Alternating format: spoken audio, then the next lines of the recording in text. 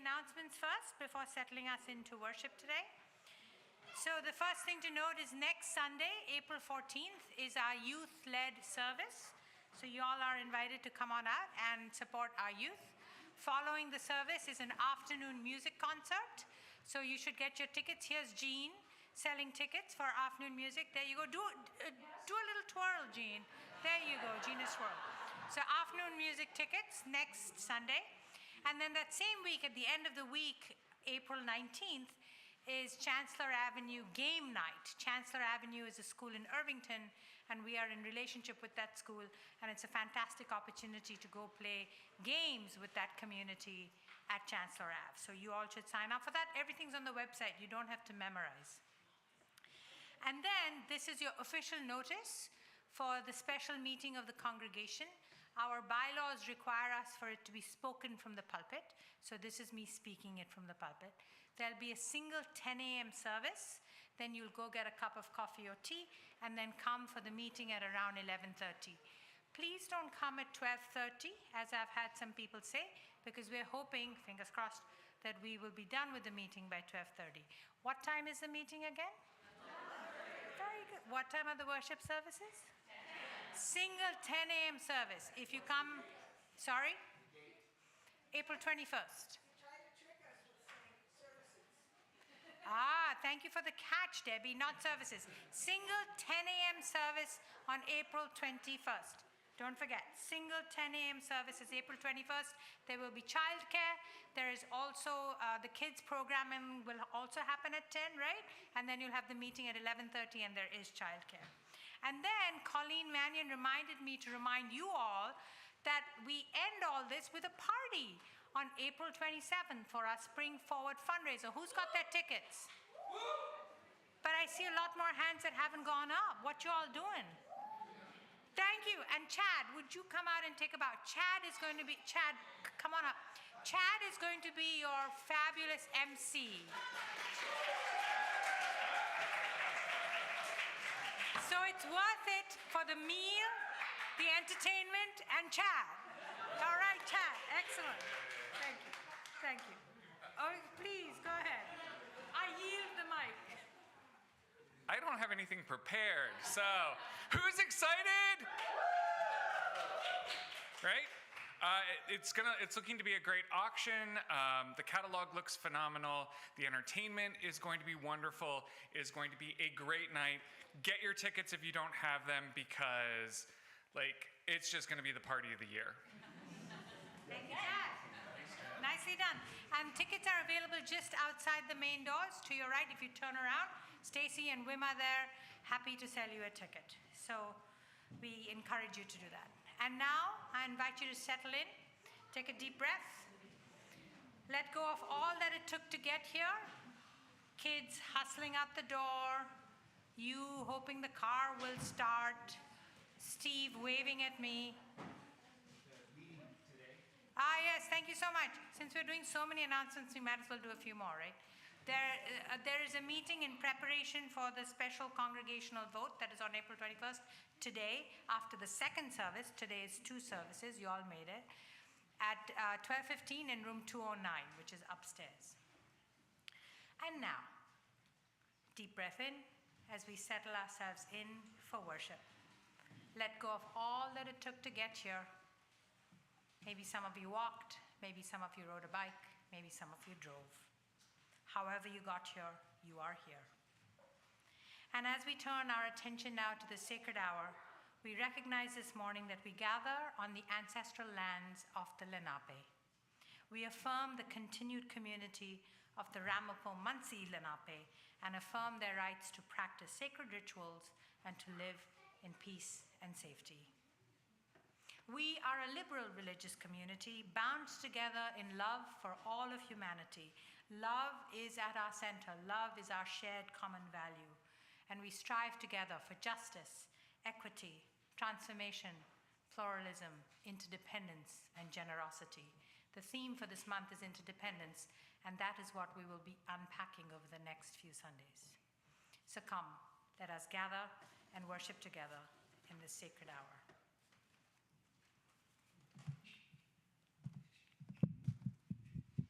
Good morning.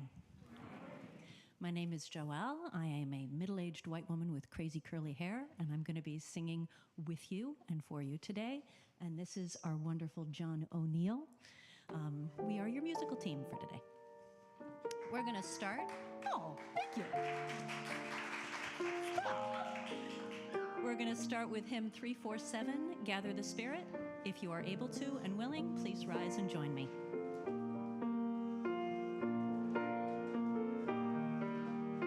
Gather the Spirit, harvest the power. Our separate fires will kindle one flame. Witness the mystery of this hour. Our trials in this light appear all the same. Gather in peace, gather in thanks, gather in sympathy now and then. Gather in hope, compassion and strength. Gather to celebrate once again.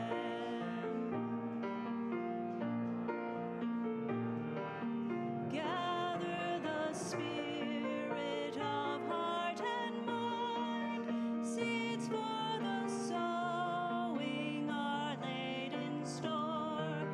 Nurtured in love and conscience refined. With body and spirit united once more. Gather in peace, gather in thanks, gather in sympathy now and then. Gather in hope, compassion and strength. Gather to celebrate once again.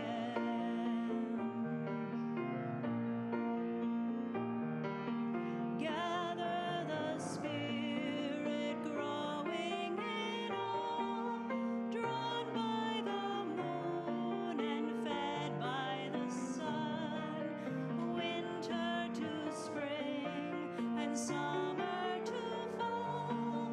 The chorus of life resounding as one. Gather in peace, gather in thanks, gather in sympathy now and then. Gather in hope, compassion and strength. Gather to celebrate once again. Thank you. Please be seated. If I could invite people who are sitting along the windows to perhaps raise them a little bit. It's gotten quite lovely outside, so to get some fresh air would be lovely. Thanks, Abby. Come on up.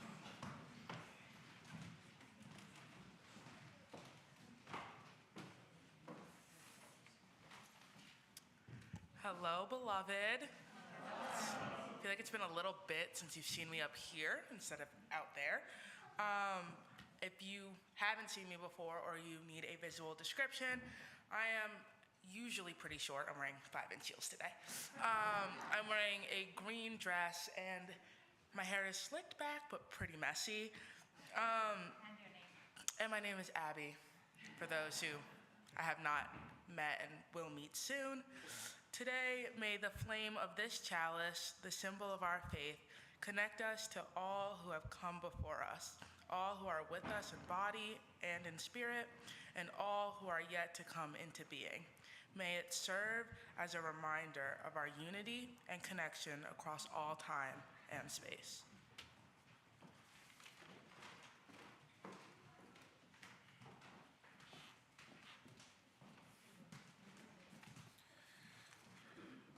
Greetings, my lovely Beacon brethren.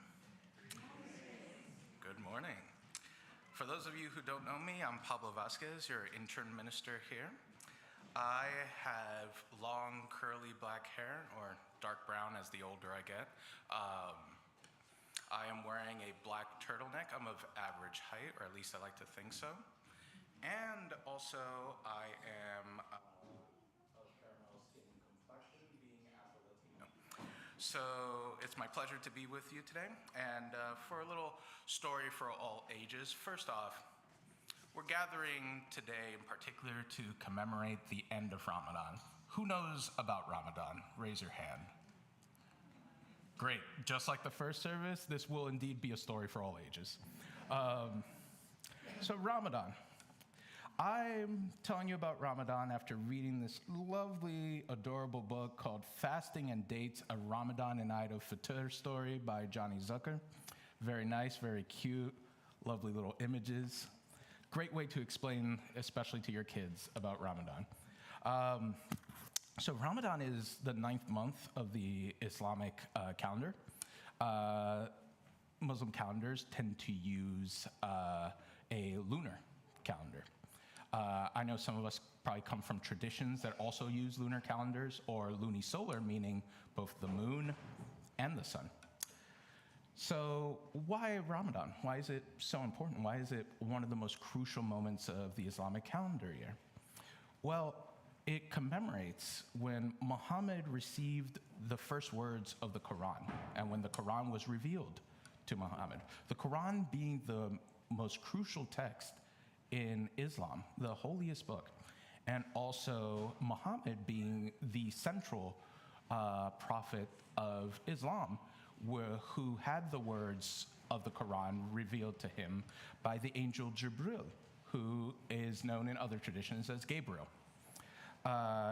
This moment when the first verses were supposed to be revealed to Muhammad was actually commemorated last night in what is awesomely called the Night of Power, or Laylat al-Qadr in Arabic.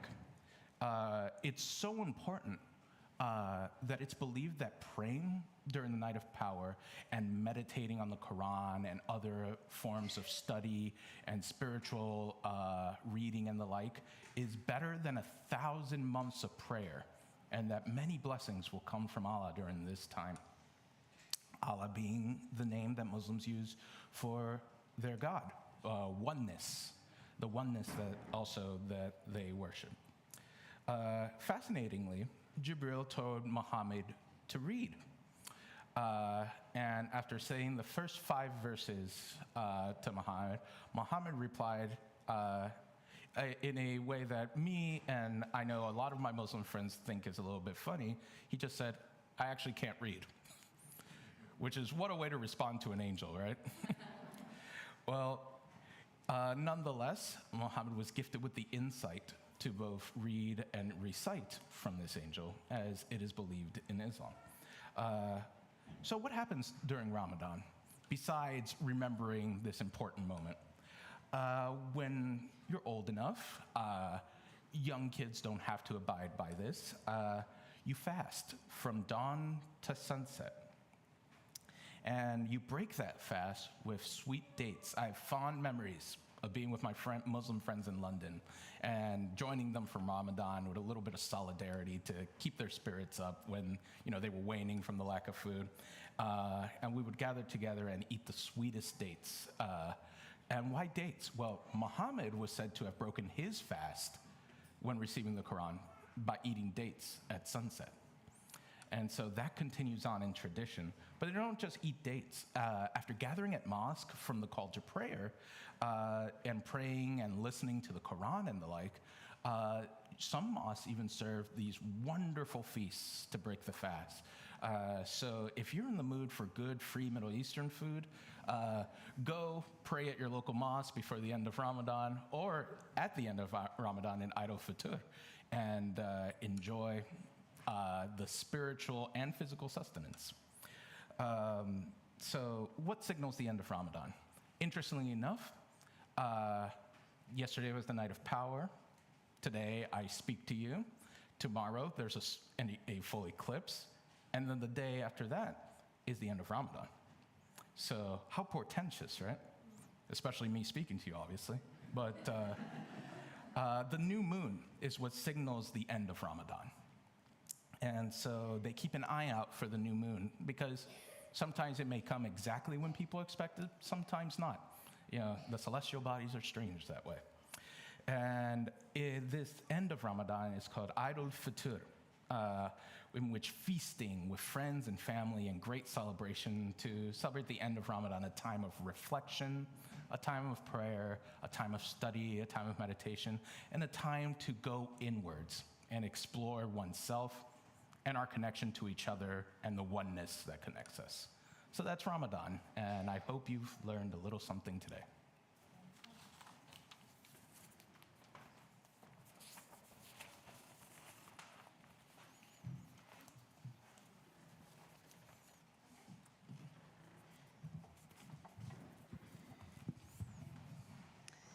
All right. The next hymn we're going to sing is in the Teal hymnal. It's 1032, Da'una Naish. The words of this are translated as, let us live in peace, let us live in inner peace, let us weave our dreams together, let us die in peace. Da'una Naish, Salam. Da'una Naish, Aman. Da'una Nansish, Alam. Da'una Namut, Salam. We're going to sing it one more time together. If everyone would please rise, if you are able, that would be great. Da'una Naish, Salam. Da'una Naish, Aman. Da'una Nansish, Alam. Da'una Namut, Salam.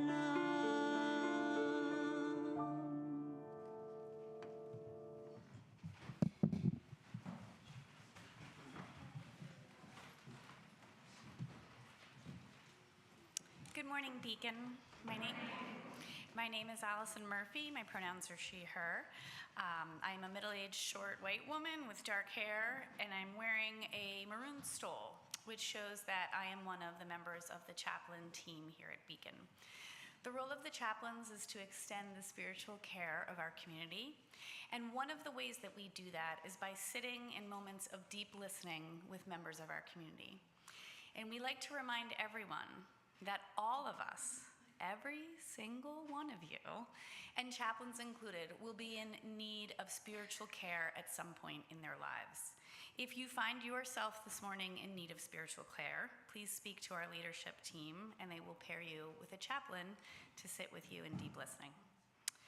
Another one of our rituals as chaplains is leading our community candle lightings. Together we come forward to light candles for joy, sorrow, gratitude, and whatever's on our hearts. This morning, our first congregational candle is one of profound awe for the conversation that our planet and our solar system are trying to have with us. Between an earthquake this week, who felt it?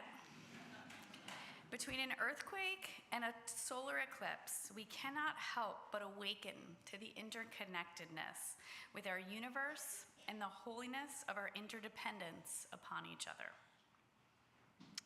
This morning we lit a candle of sorrow for the loss of 7 members of the World Central Kitchen, killed while delivering greatly needed food to starving people in Gaza.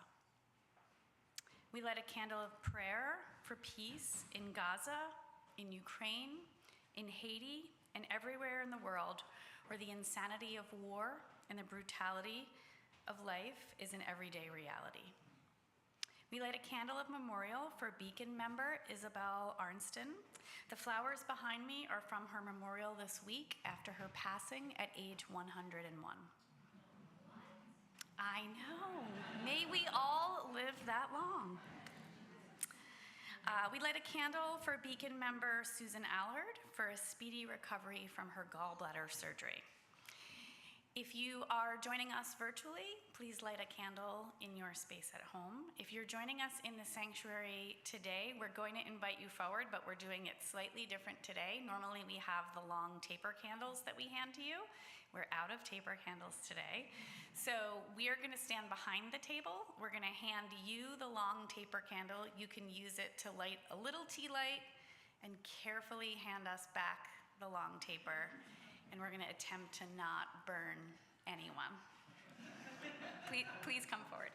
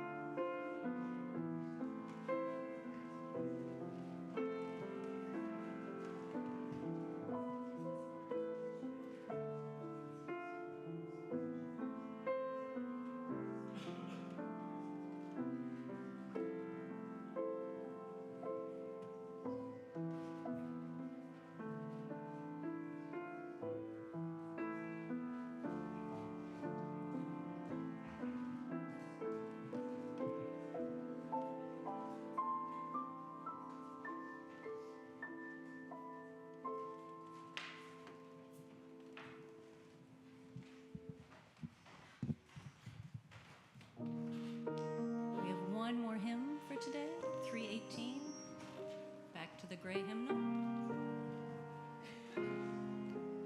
If everyone would be able to rise once more, please, if you are able or if you are willing.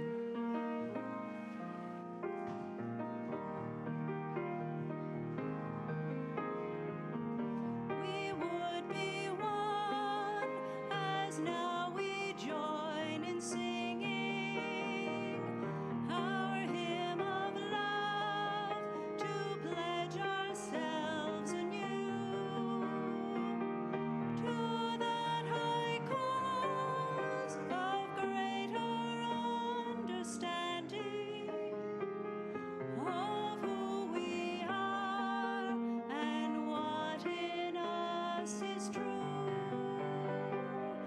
We would be one in living for each other to show to all a new community. We would be one in building for tomorrow a nobler world than we have known today. We would be one in searching for that meaning which binds our hearts and points us on our way. As one we pledge ourselves to greater service, with love and justice strive to make us free.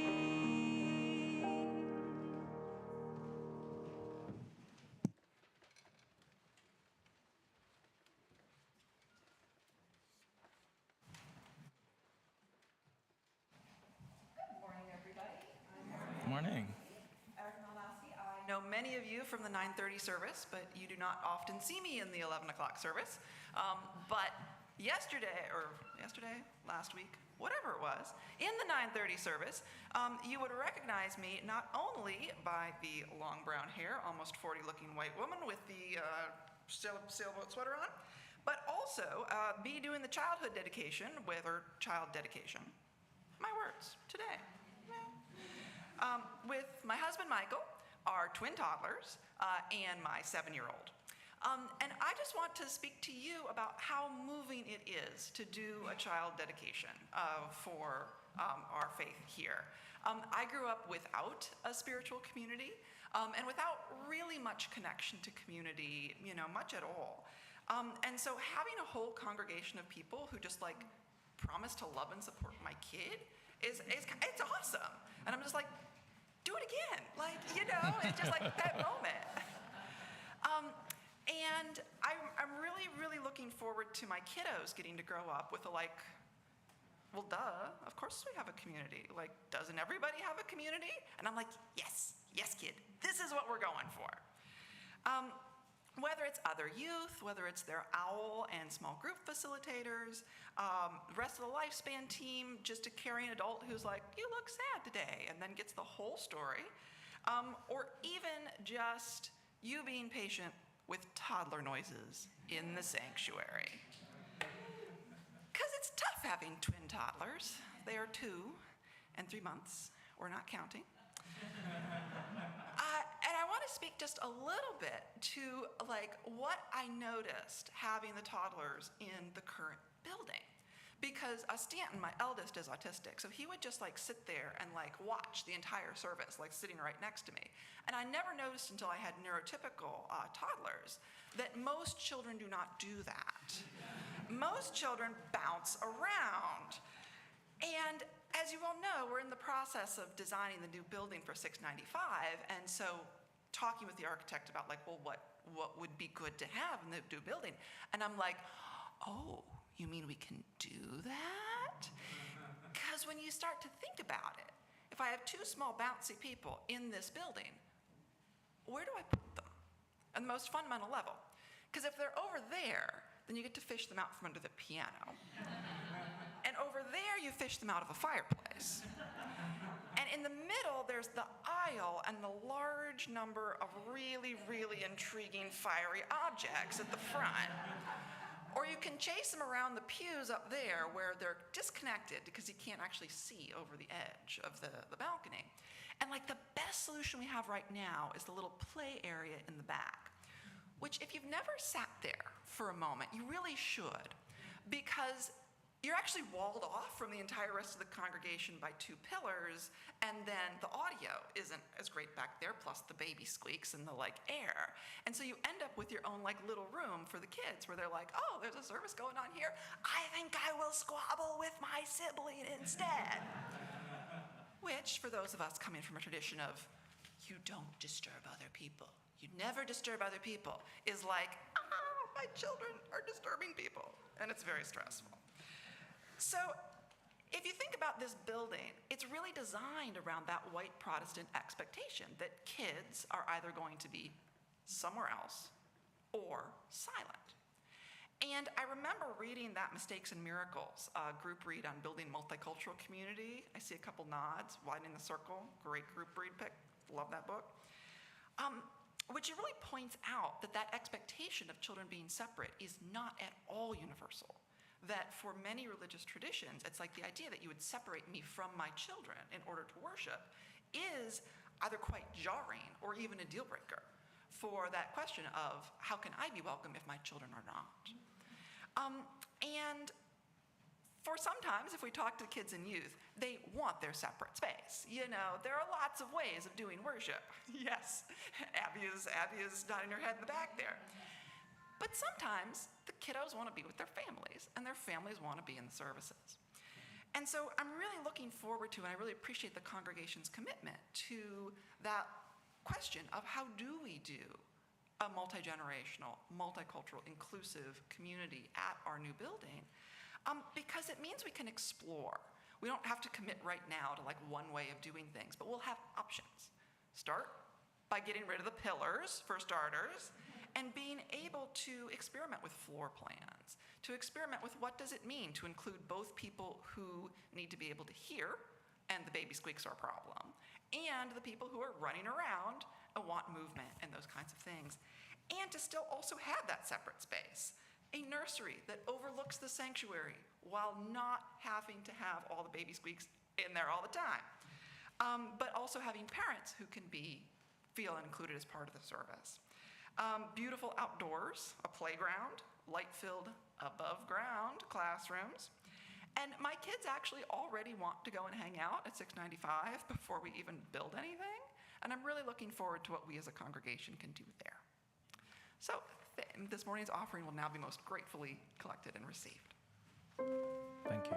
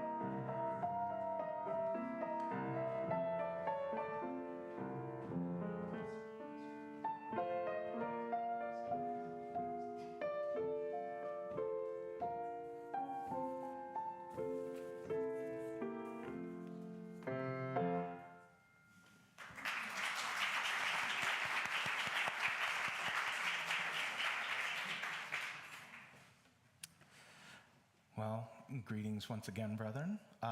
Today we're going to be doing our meditation in a new and interesting direction, so please bear with me. We're going to be doing zikr. Zikr is actually an old ancient Sufi practice, which revolves around remembrance of oneness, of togetherness, of community, of God, what have you. We all chant together in unity to express just our combined core essence of being united as community. And there is a little bit of movement involved to make sure that you're properly awake for when I deliver my long sermon.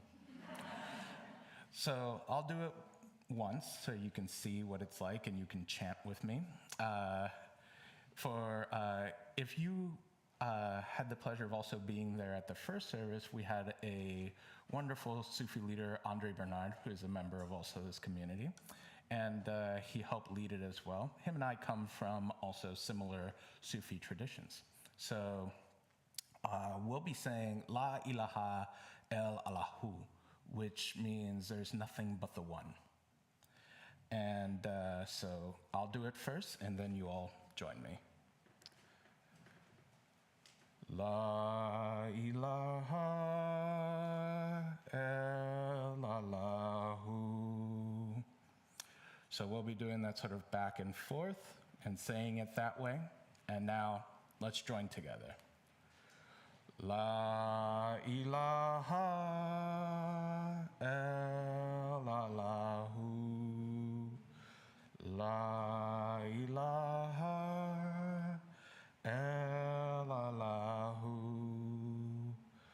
La ilaha illallahu. La ilaha illallahu. La ilaha illallahu. Thank you. And as is tradition within some Sufi orders and traditions, it is also said after knowledge is imparted. So we'll be saying it again at the end of the sermon, in case you did fall asleep during my sermon. Okay. Salam, everyone, and welcome. Today we're celebrating near the close of Ramadan. Already explained to those who were paying attention earlier what Ramadan is, and I want to tell you a little bit more of the sort of connection that I have with Ramadan. When I first immigrated to the United States from Panama, multiple decades ago by now,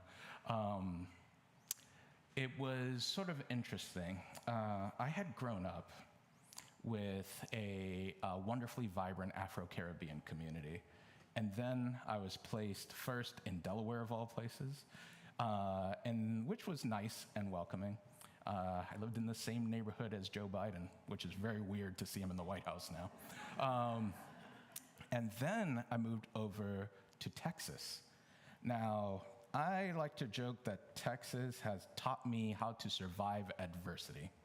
And especially taught me in many ways how to reconcile my identity, who I am, what I believe, and especially as a black man in America. My father, to protect myself, always told me that, it's better if you don't point out the Afro side of you. You're surrounded by Latins, yes, but perhaps in Texas it's not a good idea. That not only did I have to do twice the work of my white brethren, but also had to hide half of what I was. This, of course, created a sort of breakage of understanding in my identity. Who was I? What relation did I have here? It was very difficult for me to sort of come to terms with this sort of combination of occultation and also working twice as hard and everything. Who was I pleasing? What was this for? I couldn't find this idea of who I was. I mean, some of us here may have had this sort of similar upbringing of having to wrestle with your identity amongst your fellow Americans who probably did not have to wrestle themselves. And it was interesting. When I was in San Antonio, I lived in what would be labeled basically the projects and everything, where in order to sort of escape the poverty and suffering, you had basically one of two choices. You either chose the gang life, which I have to admit I did dabble in a bit, or you chose something weird. And I chose the weird path. In particular, the weirdness that was popular amongst my friends at the time was exploring sort of spiritual traditions. Thanks to the great mystics of the Wu-Tang Clan, I was able to find something that sort of helped me open up my mind, which was the 5%er movement. This medallion actually comes from that, and I'll explain it in a little bit. But the 5%ers were my first introduction to Islam. They were a very, how should we say, out there Islam, that not many Muslims would agree to label them Islam. But just as in many ways, a lot of people would look at us and not label us a religion, right? But nonetheless, it was there that I found sort of the first time where I was encouraged to love myself, be proud of who I was, not just as a black man, but as a human in general. At first, the founder, who the members of the movement affectionately term Allah, Father Allah, he famously had said, oh, well, the black man, is the original man, as we know from scientific studies. Therefore, the black man is divine in some way. Then he changed that theology to being like, well, anyone who is enlightened to the fact that they are united to one another is divine in some way. It was interesting to come from my Catholicism with its damnation and its mystery gods and everything like that, to enter into this sort of new, in the streets, atheistic, humanistic sort of idea. And on this medallion, you see a 7, for those of you who can see this far. It represents the term Almighty God, Allah. And so the AG also are AGALLAH, which 7 letters. In the 5%er movement, each letter means something different. So Almighty God being the enlightened individual, but also arm, leg, arm, head. And so in that sort of way, I was taught that it was the human body that was also divine. And as part of the human body, my skin color could not be denied. It was also divine. And I was surrounded not just by fellow black folks, but also, Europeans, Latin, Arab folks, et cetera, who were also expressing this message because we all came from the same streets, the same projects. And it was heartening. But from there, I sort of branched out. It opened my mind, yes. Hip-hop culture has sort of a way of making you think sometimes.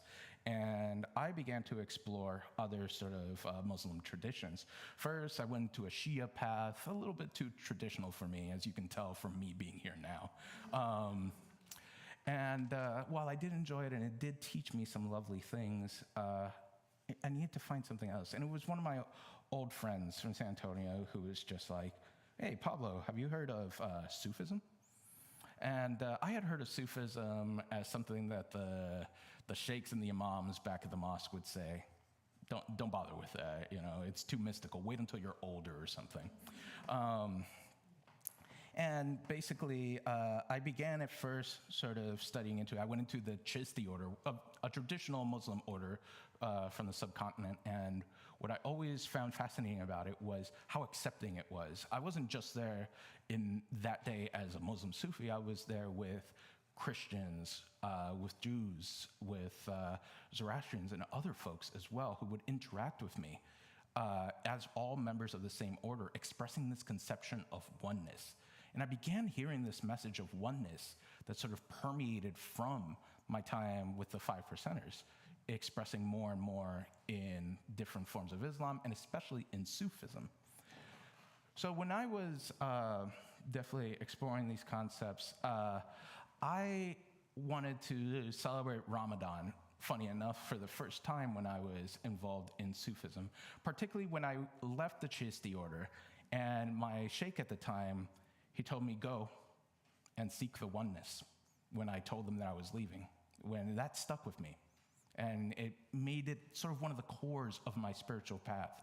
And I went into the Inayati order, which is Universal Sufism. Hazrat Inayat Khan, who also created the zikr that we did just now, he came also from India and sort of was initiated into Sufism there and brought it over to the West at a time when no one even knew what it was. And also brought it in such a sense that it was open to all, no matter your religious tradition. You can find the most important concept, which is how united we are, our true oneness. And this is expressed in the Muslim concept of Wahdat al-Wujūd. So in my first Ramadan, after having rejected it for so long because it seemed too much like Lent,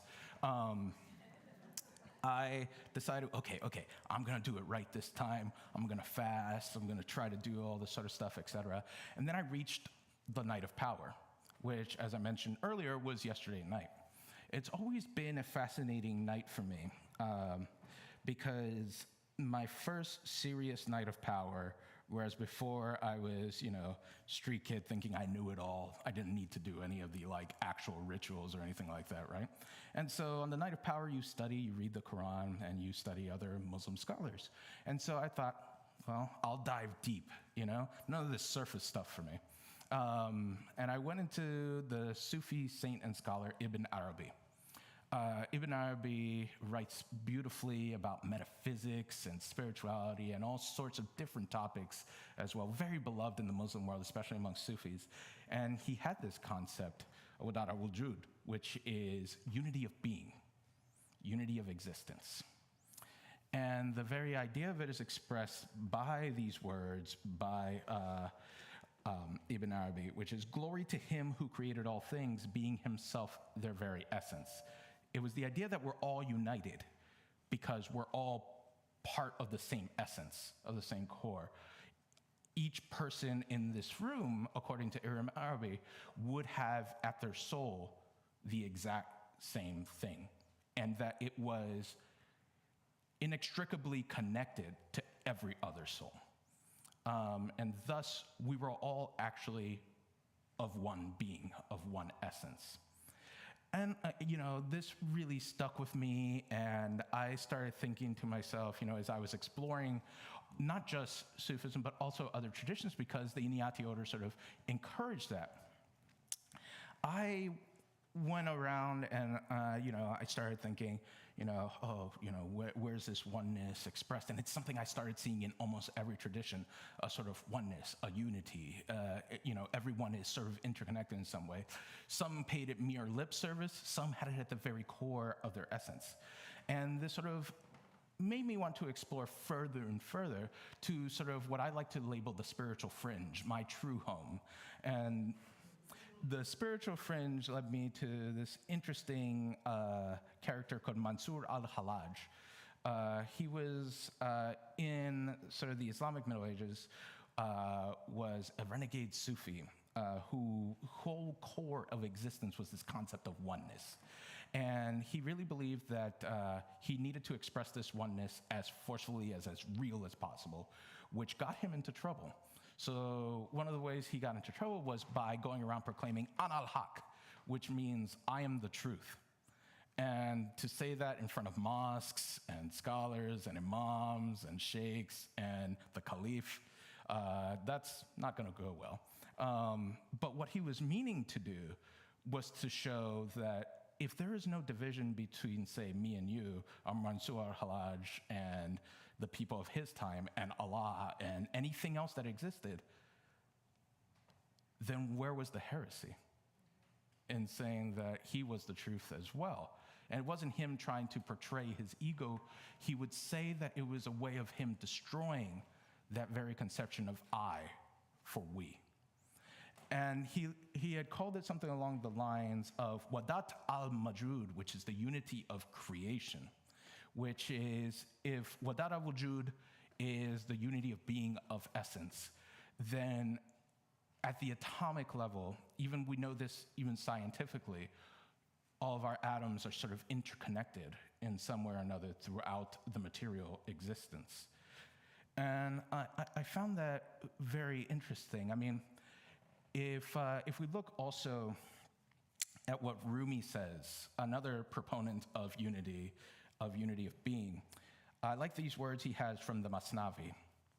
She says, I speak of plural souls in name alone. One soul becomes 100 in their frames, just as God's single sun in heaven shines on earth and lights 100 walls. But all these beams of light return to one. If you remove the walls that block the sun, the walls of houses do not stand forever, and believers then will be as but one soul. Expressing again this very conception of unity. But around this time is when I found another interesting, spiritually fringe tradition that I didn't quite know what to think about. They called themselves Unitarian Universalists, whatever that meant, right? And I heard the warnings from my friends. They're barely a religion, you know. Maybe it's some advanced sort of thinking like the Imam had said all those many years ago. But I found it refreshing, fascinating. Its sources and principles and all this beautiful history that stood behind it of not just challenging the theological norms, but speaking truth to power, and also expressing this idea of unity, of how interconnected we were, and we couldn't let one another suffer, whether that's in the spirit or in terms of matter, you know, in terms of oppression of all of our great martyrs during the civil rights movement and so forth, and in fighting against war and conflict and injustice and everything like that. It resonated with me. One of the other traditions I grew up in besides Catholicism was that I'm a fifth-generation socialist. Rare in this country, I know, but in Latin America, it's nothing. And I rebelled against that too in my early years. Not in a horrible way, mind you, but in the sort of sense of just like, I'll let someone else do all the fighting, you know. I'll let someone else do all the speaking to power, you know. That's not me. I'm the bookish guy, you know. I don't need to do any of that. You know, and I was raised with sort of the Marx and the Che Guevara and all that sort of thinking. And, you know, for the longest while, it just seemed to me sort of like what I'd like to label background religion, you know? It's, I don't really pay attention to it. It's just part of my identity. And as I was wrestling with my identity, it was one of the things that I sort of just pushed aside. But it was engaging with this concept of unity, of oneness, that sort of brought me back into the desire to fight for the rights of others, because if anyone was suffering, I was too. If anyone was dealing with hardship, with oppression, with injustice, I was too. It wasn't a thinking of, oh, it's going to come from me. It's a thinking of, I'm already suffering because my neighbor is already suffering. And it was interesting to have theology inform my politics in that sort of way. And this is what I saw also in Unitarian Universalism in many ways. When I first started flirting around with it, you know, I read the words of the Transcendentalists, another group of people that chose the weirdness of their times as opposed to other paths. And one of my favorite texts is by Ralph Waldo Emerson. It's The Oversoul. And I'll read you a little passage from it, which sort of expresses this idea of unity. It's the ending of the text, actually. Thus revering the soul and learning, as the ancients said, that its beauty is immense, man will come to see that the world is the perennial miracle which the soul worketh, and be less astonished at particular wonders.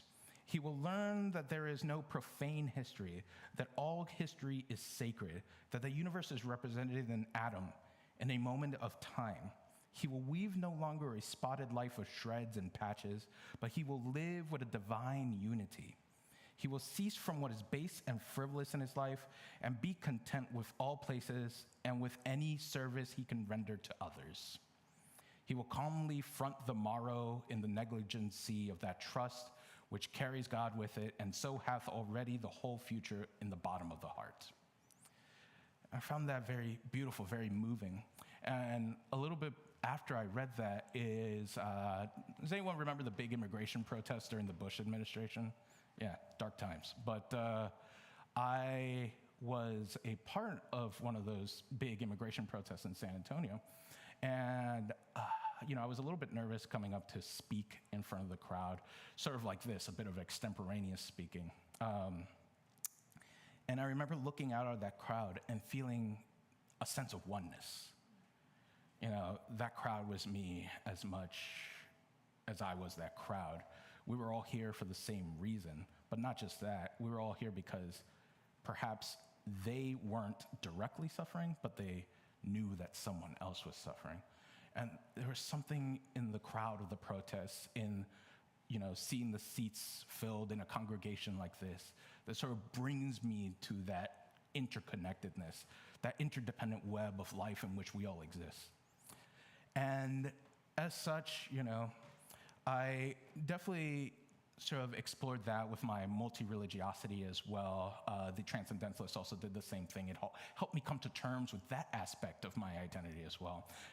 As I tell people, every tradition that I'm a part of, yes, they can be a little separate and everything, but they're all in the same building. They're just different spiritual apartments I take the elevator down and forth with. And some of my friends, find it as funny as you do, but some of them, it clicks for them. And I like those little clicking moments for sure. So Ramadan to me has become now a moment of reflection, a moment of peace, a moment of remembering that unity that we all have. Muslims all over the world right now are fasting at this very moment in an expression of unity. And then they all go to break that fast around the same time as well. They will all end Ramadan at around the same time as well. And I think there's a certain beauty to that unity as well. So, for example, I like this conception of meditating upon the 5 first verses that Muhammad received, which are these words: Bismillahirrahmanirrahim. Read, in the name of the Lord who created man from the clinging clot, which is an embryo. Read, your Lord is the most generous, who taught by the pen and taught man which he knew not. And I've always viewed that as a sign to engage on the mission of teaching my fellows what they may not know, which is that we are interconnected. We are part of that beautiful unity. And I think that it's very important because that's what Ramadan actually asks of us, to remember that we're not just one, but we are all. We are not just interconnected to each other in this room or to every human in the world or to every conscious being. We're as interconnected to this podium, to the trees, to those suffering in Gaza, to those suffering in Ukraine, to all sorts of people around the world in their grief, in their joys, in their sorrows, and their celebrations. And we can't deny that, because the more and more we deny that, we trap ourselves in this ego of the I. When, in fact, as Unitarians, as the very term, the first word of Unitarian Universalism claims, we are united. We are one. And as such, I want to close out with this quote from Hazrat Inayat Khan, one of the voices that helped me come into contact, who did exactly teaching me what I knew not, which is this conception of unity.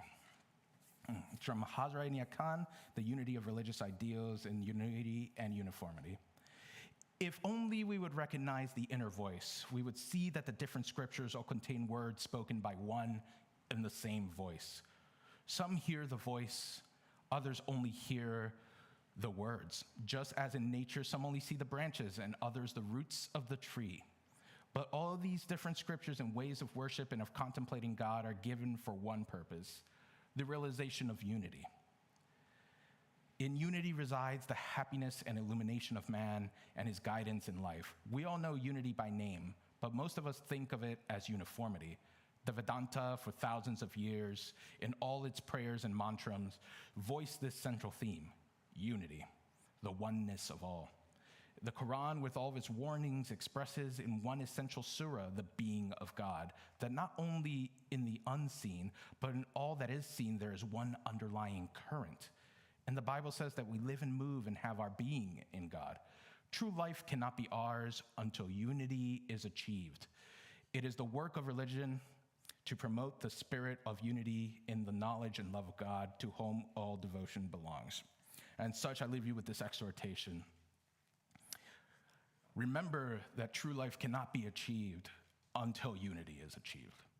We must remember, not just in thought, but in word and in deed, how united we are to one another, to this world, to all of material existence, and even if you believe in it, beyond it. And as such, we need to act and live our lives as if we live in this unity, because the more and more we leave this conception of unity, the more we blind ourselves to the reality. There is no I, there's only we. So thank you very much, and I hope you have a lovely rest of Ramadan, and you escape outside these walls and express that unity to the rest of the world. Thank you.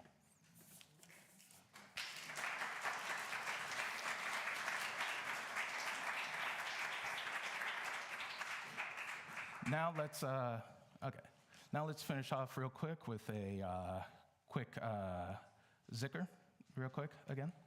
So, La ilaha illallahu. So we'll do it 3 times together. La ilaha illallahu. La ilaha illallahu. La ilaha illallahu. Thank you.